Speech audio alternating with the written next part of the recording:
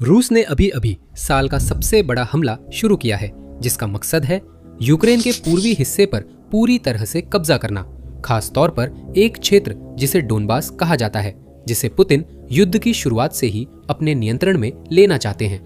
जो डोनबास पर नियंत्रण करता है वह यूक्रेन के उद्योग और संसाधनों के बड़े हिस्से पर भी नियंत्रण करता है।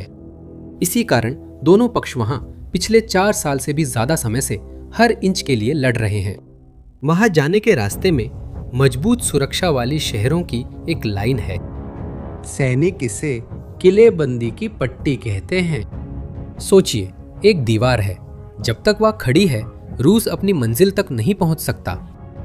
तो पुतिन ने 21 मार्च 2026 को हमला करने का आदेश दिया।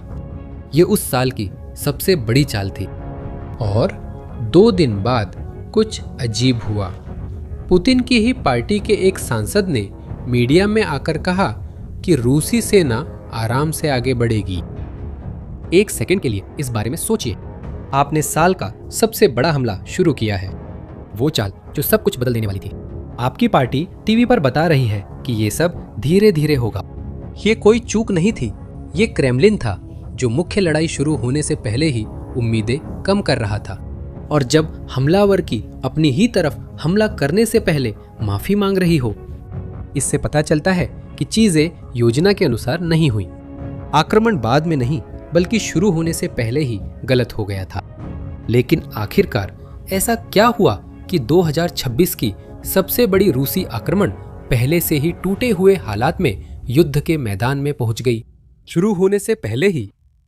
वीडियो के दौरान एक बात ध्यान दे। हर बार जब रूस कोई ऐसा कदम उठाए जो आक्रामक लगे तो पूछे, क्या यह हमला है या यह हमला होने का नाटक कर रही प्रतिक्रिया है? आप एक पैटर्न देखने लगेंगे और जब आप देखेंगे तो उसे अनदेखा करना मुश्किल होगा। इस कहानी को बेहतर समझने के लिए हमें फरवरी 2026 में वापस जाना होगा। लेकिन यह जाहिर सी बात को दोहराने के लिए नहीं है, बल्कि उस पल के बारे में वो दिखाने के लिए है जो शायद ही कभी कहा जाता है। देखिए, यूक्रेन ने देश के दक्षिण में एक आक्रामक जवाबी हमला शुरू किया। इस युद्ध के अधिकांश विश्लेषकों ने इसे क्षेत्रीय जीत माना। आखिरकार उन्होंने जमीन वापस हासिल की और ये एक अच्छी बात है ना? लेकिन ये मुख्य मुद्दा नहीं था। यूक्रेनी जवाबी हमला सिर्फ क्षेत्र वापस पाने के लिए एक अभियान नहीं था। यह अभियान रूस के उन संसाधनों को नष्ट करने के लिए था जिन्हें रूस किसी और काम के लिए बचाकर रखे हुए था। ऐसे सोचिए, अगर आपको पता है कि आपका विरोधी अपनी सबसे बेहतरीन चीजें भविष्य की लड़ाई के लिए बचाकर रख रहा है, तो आप क्या करेंगे? आप ऐसी स्थिति पैदा करेंगे जिससे वह अभी समय से पहले उन चीजों का इस्तेमाल करने के लिए मजबूर हो जाए। यूक्रेन ने ठीक यही किया। दक्षिण में आक्रामक तरीके से आगे बढ़कर उसने रूस को प्रतिक्रिया देने के लिए मजबूर कर दिया। और प्रतिक्रिया देने के लिए रूस को उन यूनिट्स को बुलाना पड़ा जो खासतौर पर वसंत आक्रमण के लिए रिजर्व रखी गई थी। इस बात को ठोस बनाने के लिए एक उदाहरण है। रूस के पास एक सैन्य यूनिट थी जो अगस्त 2025 से युद्ध में नहीं दिखी थी। वो महीनों सुरक्षित रखी थी, इस्तेमाल नहीं हुई, सही मौके का इंतजार था। मार्च 2026 में उस यूनिट को सक्रिय किया गया, हमले के लिए नहीं बल्कि यूक्रेन ने दक्षिण में जो सेंध बनाई थी उसे भरने के लिए। आक्रमण के सबसे अहम हिस्सों में से एक हमला करने में नहीं बल्कि जवाबी प्रतिक्रिया में ही खप गया। और आंकड़े मैदान पर इसकी कीमत दिखाते हैं। 19 मार्च को आक्रामक कार्रवाई की आधिकारिक शुरुआत से 2 दिन पहले रूसी बलों ने किलेबंदी की पट्टी की ओर एक हमला किया। लगभग 500 सैनिकों को भेजा गया था, जिनमें से 405 मारे गए या घायल हो गए, यानी एक ही हमले में लगभग 80% हताहत हुए। ये रिपोर्ट जनरल सिरस्की, जो यूक्रेनी सेना के कमांडर हैं, ने दी थी और इसकी पुष्टि युद्ध अध्ययन संस्थान ने की थी, जो दुनिया के प्रमुख सैन्य विश्लेषण केंद्रों में से एक है। सिर्फ 1 हफ्ते की ट्रेनिंग पाए सैनिकों को मुख्य हमले से पहले ही कड़े बचाव वाले मोर्चों के खिलाफ झोंक दिया गया। यहाँ आप पहले से वही पैटर्न देख सकते हैं जिसे हमने आपसे पहले देखने के लिए कहा था, याद है? रूस ने कदम उठाया, लेकिन उसे मजबूर किया गया था। जो पहल लग रही थी, असल में वह प्रतिक्रिया थी। और ये तो सिर्फ पहला उदाहरण है। और ये एक अहम बात है, क्यों यह साफ संकेत है कि कोई सैन्य हमला शुरू होने से पहले ही असफल हो गया है। जब वह सेना जिसे हमला करना चाहिए था, वही इकाइयां जो उसने हमले के लिए बचाकर रखी थी, उन्हें रक्षा के लिए भेजने लगती है, तो यह उसी तरह है जैसे कोई मुक्केबाज जो अपने दाएं हाथ को आखिरी वार के लिए बचाकर रखता है और अचानक उसे किसी अनपेक्षित मुक्के को रोकने के लिए इस्तेमाल करना पड़ता है। जब आप इस तरह की हलचल देखते हैं तो समझ लीजिए कि आक्रामक अभियान पहले ही गंभीर रूप से प्रभावित हो चुका है। जो उसके बाद आता है वह परिणाम होता है, योजना नहीं। रूस ने फरवरी में संकेत दिया था, मार्च का हमला इसे साबित करता है। लेकिन अगर समस्या सिर्फ सैनिकों की होती तो शायद रूस किसी तरह इसकी भरपाई कर सकता था। लेकिन मार्च के आखिरी हफ्ते में जो हुआ, उसने कुछ ऐसा नुकसान पहुंचाया जिसे वापस पाना और भी मुश्किल है। 23 से 27 मार्च के बीच यूक्रेनी ड्रोन ने बाल्टिक सागर में रूस के 2 सबसे बड़े तेल निर्यात बंदरगाहों पर लगातार हमला किया। फिर उस क्षेत्र की सबसे बड़ी रिफाइनरी पर हमला किया। इन बंदरगाहों को ऐसे नल समझिए जिससे रूसी तेल का पैसा दुनिया भर में पहुंचता है। यूक्रेन वहां गया और नल बंद कर दिया। रॉयटर्स के बाजार डेटा पर आधारित अनुमानों के अनुसार इन हमलों ने रूसी तेल निर्यात की कुल क्षमता का लगभग 40% कम कर दिया है। एजेंसी ने इसे रूस के आधुनिक इतिहास में सबसे गंभीर आपूर्ति बाधा बताया। ये किसी भी समय गंभीर होता, लेकिन जिस समय ये हुआ उसने इस हमले को कुछ अलग बना दिया है। उसी हफ्ते ईरान में युद्ध के कारण वैश्विक तेल की कीमतें बढ़ रही थी, और खास तौर पर इसलिए क्योंकि दुनिया के सबसे महत्वपूर्ण तेल समुद्री मार्गों में से एक बंद था। वैश्विक बाजार में तेल कम होने पर उसकी कीमतें बढ़ जाती हैं, और जब कीमतें आसमान छूती हैं तो जिसके पास बेचने के लिए तेल होता है वह खूब पैसा कमाता है। रूस इस स्थिति में था कि वह खूब मुनाफा कमा सके, और कीमतें बढ़ने से वह रोजाना $150 मिलियन तक अतिरिक्त कमा रहा था। यूक्रेन वहां गया और न सिर्फ रिफाइनरी बल्कि उस पाइपलाइन को भी नष्ट कर दिया जिससे अतिरिक्त पैसा निकलता था। यह महत्वपूर्ण है क्योंकि इससे सब बदल जाता है। एक सैन्य आक्रमण में पैसा लगता है, सैनिक, गोला बारूद, ईंधन, लॉजिस्टिक्स, इन सबको फंडिंग की जरूरत होती है।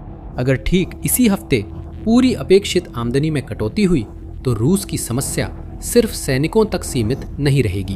अब ये आर्थिक समस्या बनती है। यही से समस्याएं लगातार बढ़ने लगती हैं। रूस लगभग हर चीज के लिए अपनी सरकारी रेलवे पर निर्भर करता है। ये देश की लगभग 87% माल ढुलाई करती है। इसमें सेना के लिए गोला बारूद, ईंधन और उपकरण भी शामिल हैं। इसके बिना मोर्चा रुकता है। लेकिन यह रेलवे अंदर से टूटी हुई है। 2026 की शुरुआत में कंपनी पर लगभग $52 अरब का कर्ज हो गया था। 16 साल में यह सबसे खराब वित्तीय समय था। कर्मचारी निकाले जा रहे हैं। हर दिन करीब 200 ट्रेनें रद्द हो रही हैं। निवेश घटा दिए गए हैं। सबसे बुरी बात यह है कि रेलवे को आर्थिक रूप से टिके रहने के लिए व्यावसायिक आय चाहिए, लेकिन सरकार मांग करती है कि वह सैन्य माल की ढुलाई को प्राथमिकता दे। ये वाणिज्यिक परिवहन को बाहर कर देता है और ठीक उसी आय को नष्ट कर देता है जिसकी उसे टिके रहने के लिए जरूरत है। युद्ध को रेलवे की जरूरत है, लेकिन रेलवे युद्ध से नष्ट हो रहा है। यह उस मजदूर जैसा है जिसे बिल चुकाने के लिए वेतन चाहिए, लेकिन मालिक उससे मुफ्त में काम करने की मांग करता है। सवाल यह नहीं है कि वह रुकेगा या नहीं, सवाल है कि कब। अब वह परत आती है जो इन सबको जोड़ती है। 24 मार्च को डोनाल्ड ट्रंप ने सार्वजनिक रूप से कहा कि यूक्रेन और रूस शांति समझौते के करीब थे। 2 दिन बाद ज़ेलेंस्की ने सीधे तौर पर इसका खंडन किया। उन्होंने कहा कि कोई प्रगति नहीं हुई, कि रूस हमेशा की तरह वही मांगे दोहरा रहा है। और इस पूरे समय के दौरान रूस ने हमले करना बंद नहीं किया। एक देश जो वास्तव में शांति चाहता है वह समझौते की बात करते हुए साल का सबसे बड़ा हमला नहीं करता, लेकिन एक देश जिसे जो उसने खोया है उसे फिर से बहाल करने, यूक्रेन को मिल रहे समर्थन के कमजोर पड़ने का इंतजार करने और सचमुच बातचीत की मेज पर बैठने से पहले अपनी स्थिति बेहतर करने के लिए समय चाहिए। ठीक है, वह यही करता है। शांति की यह कहानी एक साथ 3 मोर्चों पर रूस की मदद करती है। सबसे पहले यह अंतर्राष्ट्रीय दबाव को कम करता है। कोई भी शांति के खिलाफ दिखना नहीं चाहता। ये यूक्रेन को मिलने वाले पश्चिमी समर्थन को बांटता है, क्योंकि जनता का एक हिस्सा पूछने लगता है कि एक ऐसी जंग को फंड देना क्यों जारी रखे जो लगभग खत्म होने वाली है। और अंत में यह पुतिन को अपनी जनता के सामने किसी भी नतीजे को सफल कूटनीति के रूप में पेश करने का मौका देता है। 3 लक्ष्य, एक ही शांति घोषणा। और ये कोई नई बात नहीं है। 2022 में जब युद्ध शुरू हुआ, रूस ने तुर्की में यूक्रेन के साथ बातचीत की, जबकि वह अपनी सेनाओं को फिर से संगठित कर रहा था।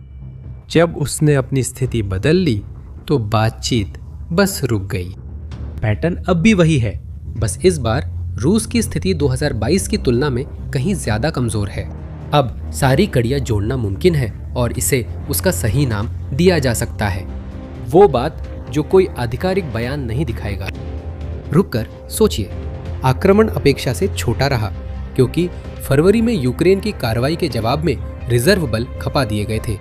तेल से होने वाली आमदनी, जिससे इसे फंड किया जाना था, ठीक चरम पर ही काट दी गई।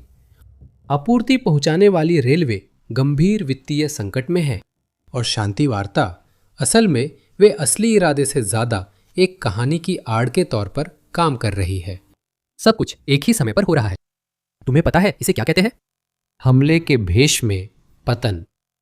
याद है हमने ये वीडियो कैसे शुरू किया था? एक ऐसी सेना के बारे में बात करते हुए जो सबसे महत्वपूर्ण लड़ाई में कम संसाधनों के साथ पहुंचती है जितना उसने बचाकर रखा था। अब आप पूरी तस्वीर देख सकेंगे। इस सेना ने अपने रिजर्व लापरवाही से नहीं गंवाए थे, उन्हें समय से पहले इस्तेमाल करने को मजबूर किया गया। निर्णायक क्षण पर पहुंचने पर उसके पास जरूरी चीजें नहीं थीं, आगे बढ़ने के लिए पैसे भी नहीं थे, और जिस रेलवे से आपूर्ति पहुंचनी थी वह भी संकट में थी। फिर भी उसे दुनिया के सामने ऐसे पेश किया जा रहा था जैसे वह जीत रहा हो। यही बात इस पल को अनोखा बनाती है। ये सिर्फ एक नाकाम हमला नहीं है, ये पूरा सिस्टम है जो खुद को फिर से संभालने की क्षमता खोता जा रहा है। पतन वो नहीं है जब सब कुछ एक साथ गिर जाता है। पतन तब होता है जब दरारें इतनी जल्दी बढ़ जाती हैं कि उन्हें ठीक नहीं किया जा सकता। ये तब होता है जब आप हाथ हटाते हैं जो मुक्का मारने के लिए होना चाहिए था, उसे रोकने के लिए, और फिर आपको एहसास होता है कि अब आप वो वार नहीं कर सकते। रूस इसी स्थिति में है। ये किसी स्पष्ट पतन में नहीं है, अब कोई गलती की गुंजाइश नहीं है। इसका सबसे साफ संकेत युद्ध के मैदान से नहीं आता, ये अंदर से आता है। 53% रूसी नागरिक शांति वार्ता चाहते हैं। फरवरी 2026 की स्वतंत्र सर्वेक्षण के अनुसार 26 और सरकार टेलीग्राम पर प्रतिबंध को और कड़ा कर रही है। रूस में इस प्लेटफॉर्म के लगभग 96 मिलियन उपयोगकर्ता हैं। 1 अप्रैल से पूरी तरह से प्रतिबंध लगाने की योजना है। एक प्लेटफॉर्म जिसे रूसी सरकारी एजेंसियां संवाद के लिए इस्तेमाल करती है, उसी सरकार द्वारा उसे ब्लॉक किया जा रहा है। सोचिए इस बारे में। मॉस्को राजधानी है, वहीं अधिकारियों, राजनेताओं और उन लोगों के परिवार रहते हैं जो इस शासन को बनाए रखते हैं। अगर आपको उनसे छुपाना पड़ रहा है कि क्या हो रहा है जो आपके साथ होने चाहिए, तो समस्या अब बाहर नहीं है। जब कहानी और हकीकत में इतना फर्क आ जाता है तो दोनों में से एक झुक जाती है, और कहानियां जंगें नहीं जीतती। अगर आने वाले हफ्तों में रूसी हमला किलेबंदी वाले इलाके में सच में ताकतवर हो जाता है, यानी वो सच में यूक्रेन के पूर्वी शहरों की तरफ बढ़ता है, तो इस विश्लेषण के कुछ हिस्सों को फिर से देखना पड़ेगा। इसका मतलब होगा कि रूस के पास अभी भी ज्यादा क्षमता है जितनी मौजूदा संकेत दिखाते हैं।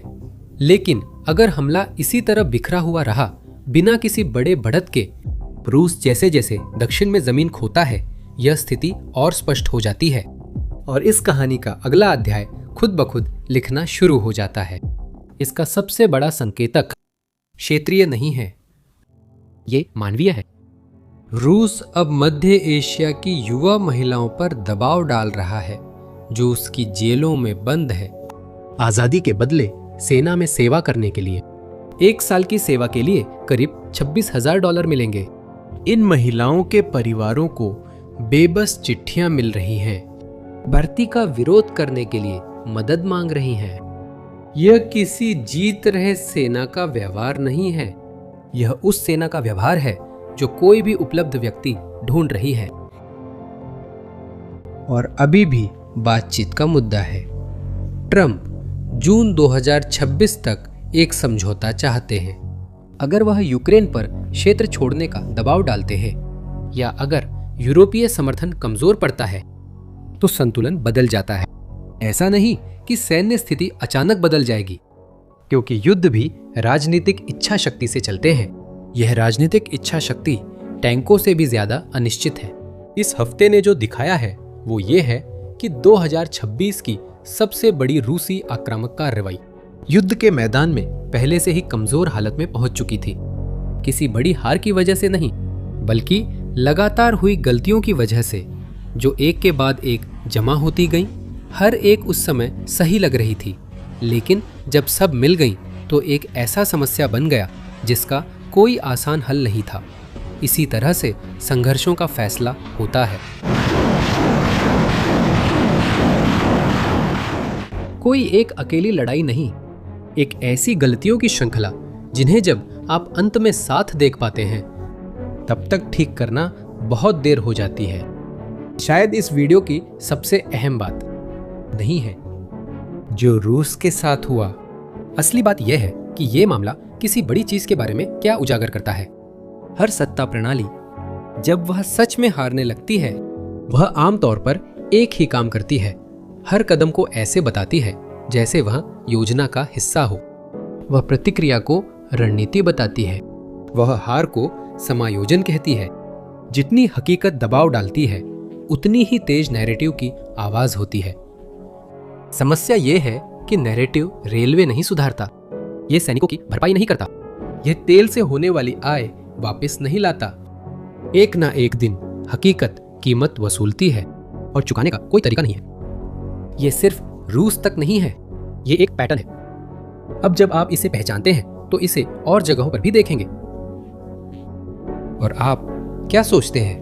क्या आपको लगता है कि रूस के पास अगले कुछ महीनों में इस स्थिति को पलटने की क्षमता है, या वसंतकालीन आक्रमण पुतिन की आखिरी बड़ी कोशिश थी? अपनी राय कमेंट करें। अगर ये वीडियो आपको समझ में आया, इसे किसी ऐसे व्यक्ति के साथ साझा करें जो इस संघर्ष को फॉलो करता है। अगर आपने चैनल सब्सक्राइब नहीं किया है तो अभी करें। हर हफ्ते नई एनालिसिस आती है, बिना घुमाए फिराए। अगली बार मिलते हैं।